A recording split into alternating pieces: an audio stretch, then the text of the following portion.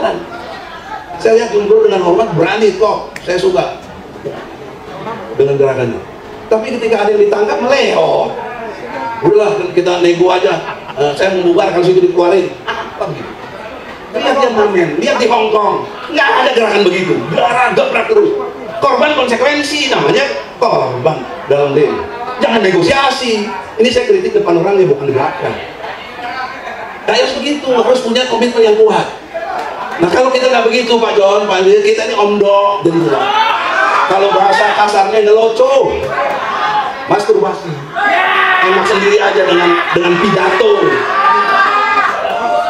Onani, ini onani gerakan. Sekarang saya simpulkan, secara konsolidasinya adalah ini berapa ada simpul-simpul massa. Kumpul rapat serius, tanggal 1 berapa ratus ribu bisa turun dan bergelombang. Nah yang harus bicara Anies Baswedan dan Ganjar, himbau pasukannya masing-masing, paling tidak himbau pendukungnya masing-masing. Selanjutnya kami persilakan Pak Egy Sujana memberikan semangat dan motivasi perjuangan buat kita semua. Silakan dia. Bismillahirrahmanirrahim. Assalamualaikum warahmatullahi wabarakatuh. Semua yang hadir di sini dimuliakan oleh Allah.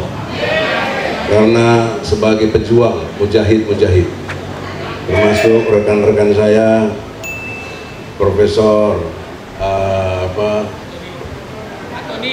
Antoni Budiman, Jumhur Hidayat, Refli Harun, ya, Pak John, Pak Perlis, ya, ini lupa sih, Sintong Panjaitan, ya, Panjaitan yang sama, pasti marganya Luhut. Saudara-saudara, dalam membangun narasi itu harus berbasis kepada mekanisme berpikir yang ilmiah, sehingga tidak asbun, tidak omong-omong saja. Pemikiran ilmiah, saya membuat teori namanya Ausjubedil, objektif, sistematis, toleran. Orang yang berpikir objektif, sistematis, dan toleran itu kategorinya intelektual. Misalnya, walaupun saya pendukung Anies, saya berada dalam pendukung 01, tapi saya tidak boleh berpihak ketika bicara, ketika menyatakan pendapat intelektual. Harus objektif, kemudian sistematis dan toleran. Kalau nanti ada pendapat misalnya dari 02 yang benar atau 03, ya kita toleran, itu kebenarannya gitu. Jadi jangan dituduh nanti, wow jadi pengkhianat, dibayar berapa. Tidak ada konteks itu.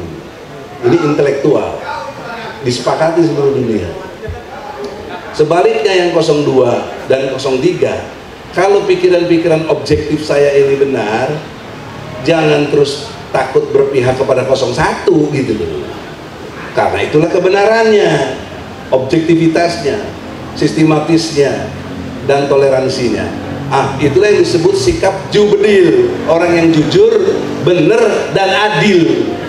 Itu teori bangunan saya, Ausjubedil. Nah, dalam konteks teori ini, saya membedah sebelum, saat pemilu atau pilpres, dan sesudah.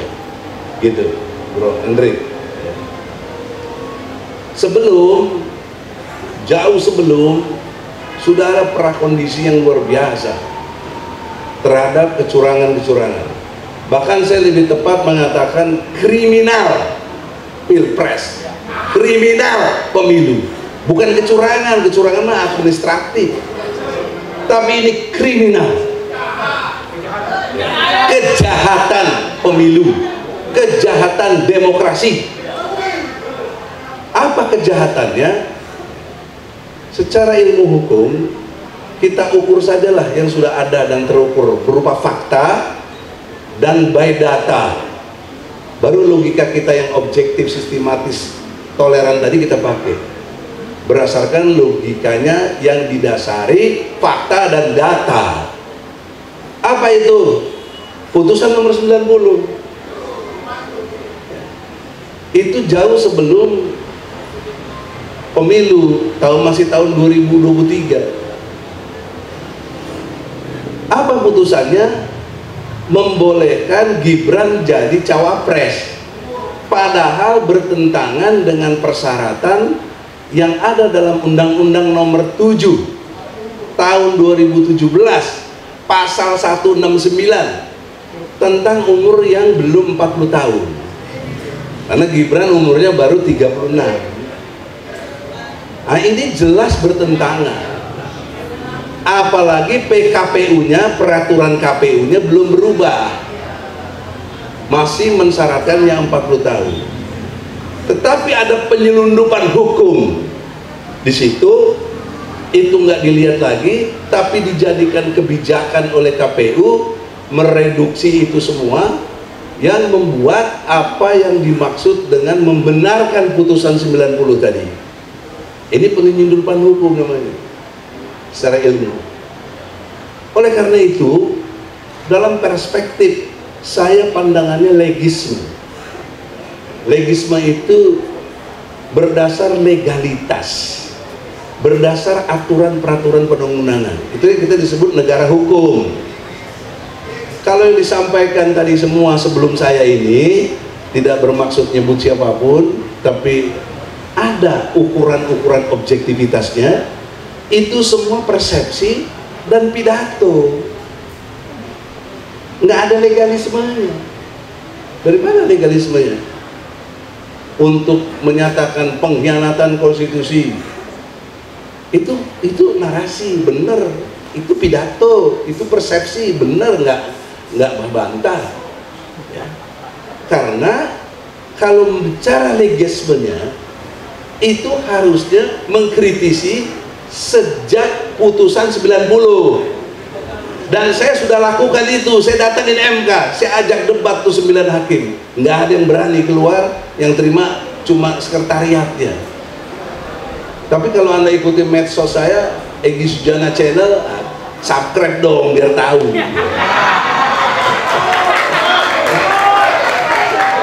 Itu akan terlihat bahwa saya sudah memprotes jauh sebelum pemilu. Kenapa saya protes? MK telah melanggar Undang-Undang Pokok Kehakiman Nomor 28 tahun 2009 pasal 17 ayat 3, 4, 5, 6, 7.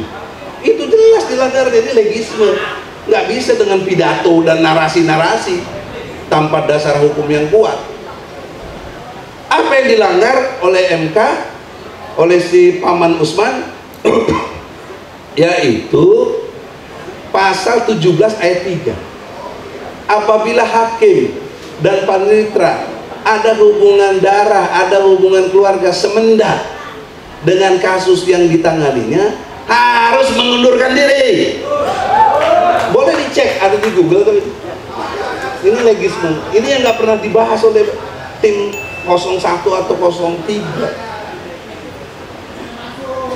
Ayat 45-nya mengatakan, bahkan sampai ayat 6-nya, jika hakim tetap berisi keras menyidangkan kasus itu, yang melakukan penyelewengan hukum sekaligus penyelundupan hukum dan membuat norma baru, padahal MK tidak boleh buat norma, tidak boleh membuat hukum.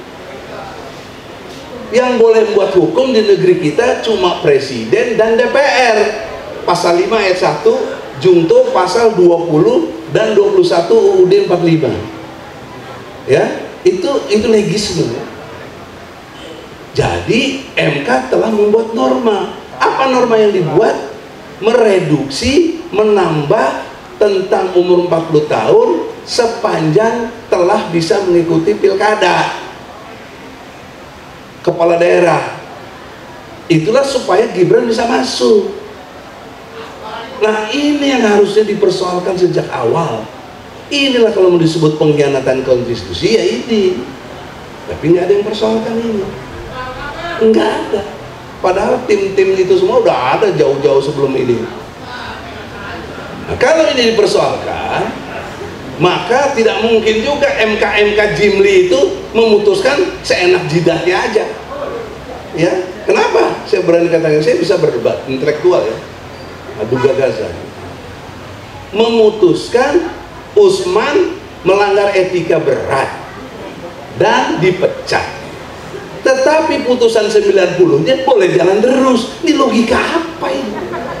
Objektivitasnya di mana gitu? Betul? Bagaimana sistematika berpikirnya? Dengan bangga Jimli memutuskan itu seolah yang paling adil. Bagaimana? Orang bertentangan kok dengan nilai-nilai itu sendiri secara legisme.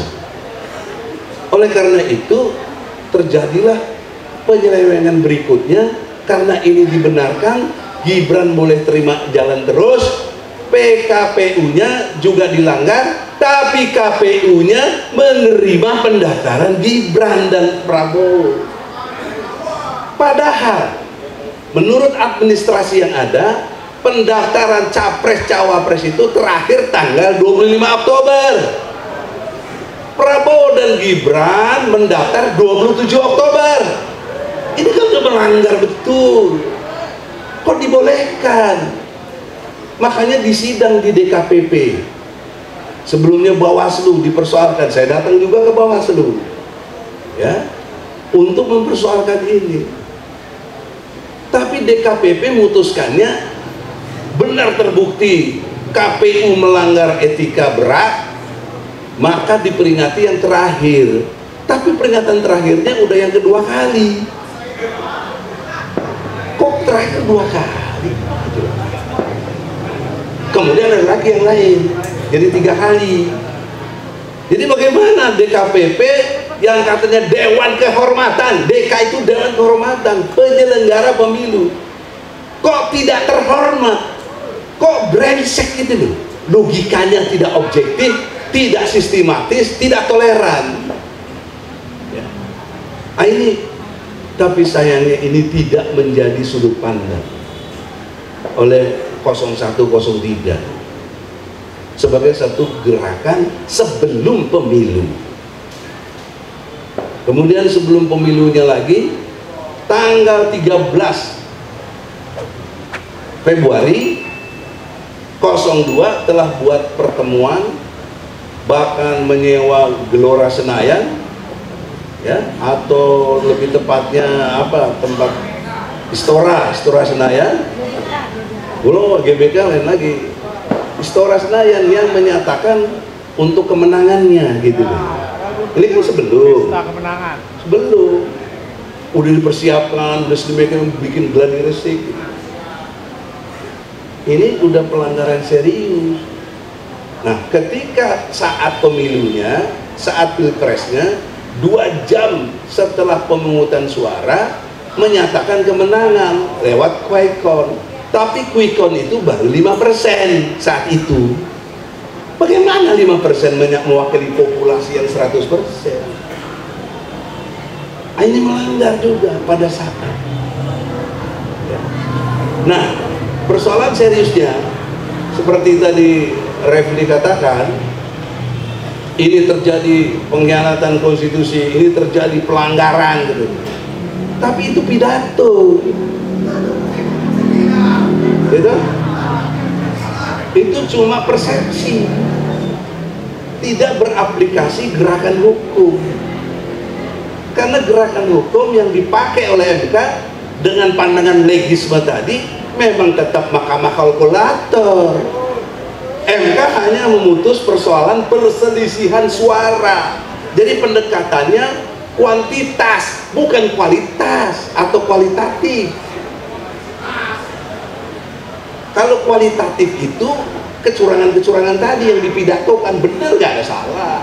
Tapi itu kualitatif, kita kan ngerti ilmu penelitian. Ini MK mempersoalkannya kuantitas, perselisihan suara. Cuma itu ada di undang-undang MK kalau nggak salah pasal 74. Jadi jelas legismenya. Nah, sampai di sini jelas? Sampai di sini jelas?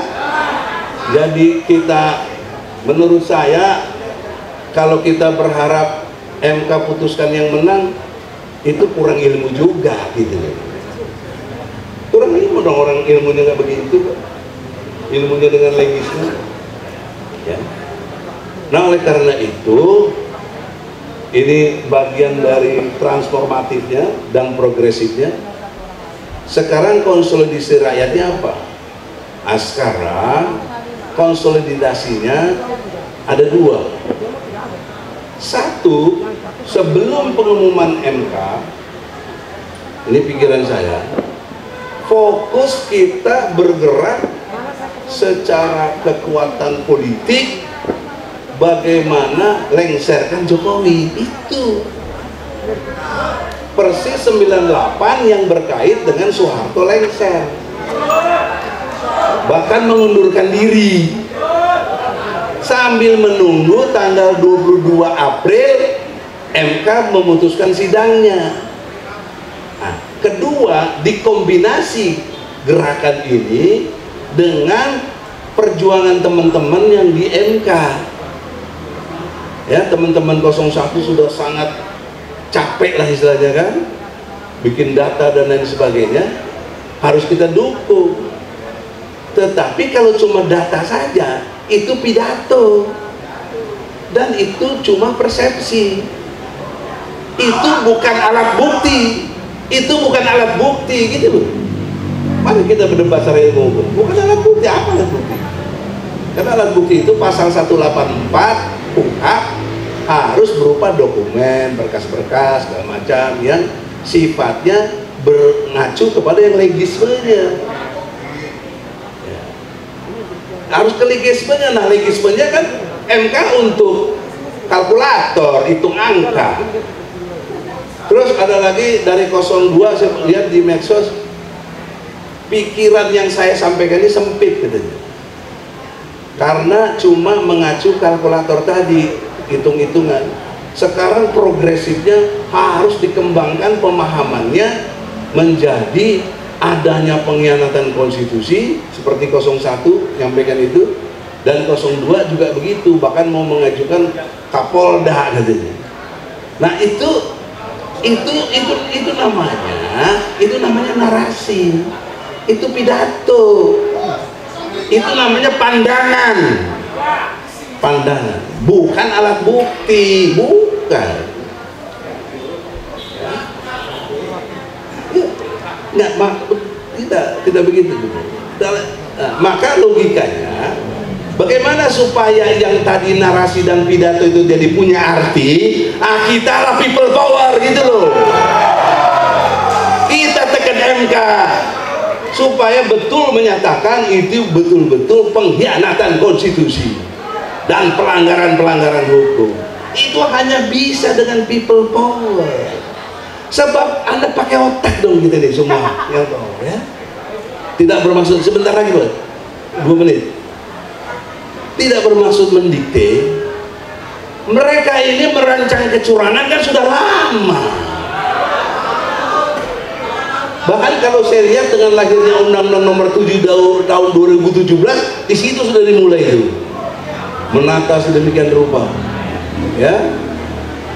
Kemudian faktanya, datanya, untuk mengkondisikan kecurangan yang sempurna, di-sterilinglah ASN, di-sterilinglah aparat penegak hukum, di-sterilinglah TNI Polri-nya, supaya mendukung apa yang dimaksud oleh Jokowi untuk dukung anaknya. Tadinya dia maunya 3 periode, ditolak, Bu Mega nggak setuju, maka dia setir bagaimana bisa tetap berhasil dia berkuasa, politik dinastinya, dia pengaruhi semua aparat yang di bawah dia, dan bansosnya, dan intimidasinya, sehingga berhasil mendapatkan suara 96 juta, Anies cuma 40 juta, Ganjar cuma 27 juta. Kalau bicara ke MK, kalah Bos. Anies dengan Ganjar digabung kalah juga, karena belum nggak bisa nyaingi 96%. Mau ngomong apa gitu? Ini legislatif. Anda mau teriak-teriak pidato nggak benar curang, iya itu pidato. itu persepsi, tapi tidak legisme, tidak berdasar hukum. Ini kalau mau ngerti ilmu tuh begitu, jangan objektif. Saya tidak berpihak pada siapapun, saya pada ilmu, kejujuran. Maka terakhir, saudara-saudara, saya bilang ada dua kemungkinan tadi. Satu, lengserkan Jokowi sebelum 22 April, maksimal geruduk istana kalau perlu dan lain sebagainya, sambil menunggu putusan 22. Dudukin juga MK. Betul kalau ini kata Refli, 1-2 juta orang, ya minimal 500.000 orang. Betul-betul selama sidang dari tanggal 1 besok ini sampai selesai harus betul-betul terkonsolidasi di situ. Cuma masalahnya MK sudah disteril, ya sudah pakai kawat berduri, bahkan beton sekarang. Kenapa itu terjadi? Ini melanggar konstitusi, melanggar legismenya. Apa? Undang-Undang nomor 9 tahun 98 tentang unjuk rasa, ya, pasal 13. Siapa yang didemo dan yang mendemo harus bisa bertemu. Siapa yang fasilitasi? Polisi. Makanya kalau kita mau demo, minta, bukan izin ya, minta pemberitahuan ke polisi 3 hari supaya mengkondisikan yang didemo siapa nih? Jokowi. Terus siapa pendemo? Kita. Kita sama Jokowi mesti ketemu. Itu tugas polisi, bukan bikin rintangan, bukan bikin beton-beton itu. Itu hukum. Tapi ini juga nggak jalan. Nggak jalan. Saya lihat Jumhur dengan hormat berani toh, saya suka dengan gerakannya. Tapi ketika ada yang ditangkap meleo, udahlah kita nego aja. Saya mau bubar kalau situ dikeluarin. Apa begitu? Lihat yang Namen, lihat di Hong Kong, nggak ada gerakan begitu. Gebrak terus. Korban konsekuensi, namanya korban dalam demo. Jangan negosiasi. Ini saya kritik depan orangnya, bukan di belakang. Nah, harus begitu, harus punya komitmen yang kuat. Nah, kalau kita nggak begitu, Pak John, Pak Andi, kita ini omdok jadinya. Kalau bahasa kasarnya ngeloco, masturbasi, enak sendiri aja dengan pidato. Onani, ini onani gerakan. Nah, sekarang saya simpulkan, saudara, konsolidasinya adalah ini berapa ada simpul-simpul massa. Kumpul rapat serius, tanggal 1 berapa ratus ribu bisa turun dan bergelombang. Nah, yang harus bicara Anies Baswedan dan Ganjar, himbau pasukannya masing-masing, paling tidak himbau pendukungnya masing-masing untuk sama-sama menduduki MK. Baru punya arti. Kalau cuma Egy, Jumhur, Pak Antoni, siapa lu? Ini konsep tahu diri gitu. Betul? Oleh karena itu, kita ini yang mau people power, geruduk rumah Anies harus bicara begitu. Kalau yang 03 geruduk rumah Ganjar. Jangan enak jadi penasihat hukum dapat fee.